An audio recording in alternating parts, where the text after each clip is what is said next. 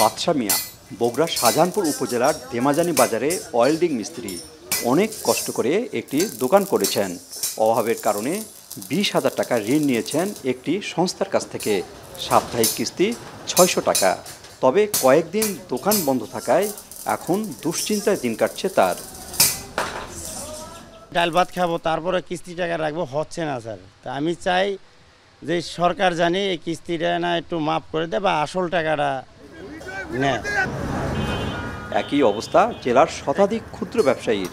ঋণের কিস্তি পরিশোধের সময় ঘনিয়ে আসলেও দোকানপাট বন্ধ থাকায় বিপাকে পড়েছেন তারা। 200-150 টাকা যেটাই লাভ হয়, 200-400 টাকা, এটা আমাদের চাল ডাল কিনতেই শেষ, কিস্তি দেবো কই থেকে? টাকা দেওয়ার কোনো বোঝে নাই, কাজ কাম নাই, বউ চললে কি খাবি মানুষ।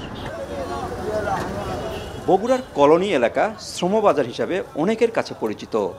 সকাল হলে শতাধিক দিনমজুর আসেন এ বাজারে। এরা সবাই ঋণগ্রস্ত। কিছু তো দিতে দিতে পারছি না, কাজ কাম নাই, আসে ঘুরে ঘুরে ঘুরে যাই আমরা।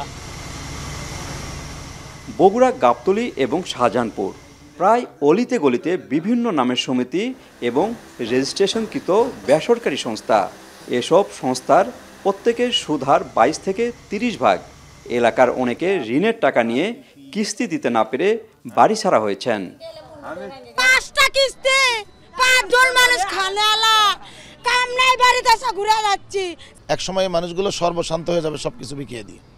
তবে আমার মনে হয় এই কিস্তির সুদ কমানো দরকার এবং এই পরিস্থিতিতে কমপক্ষে 1 মাস কিস্তি বন্ধ রাখা দরকার। সকাল থেকে প্রায় শতাধিক শ্রমিক এই স্থানে এসে ফিরে গেছেন। তারা চান এই মুহূর্তে কিস্তি পরিশোধ না করে অন্তত 1 মাস পর থেকে কিস্তি আদায় শুরু হোক, যাতে করে কাজে ফিরে তারা কিস্তিগুলো দিতে পারেন। বগুড়া কলোনি বাজার থেকে মাজেদুর রহমান, এখন।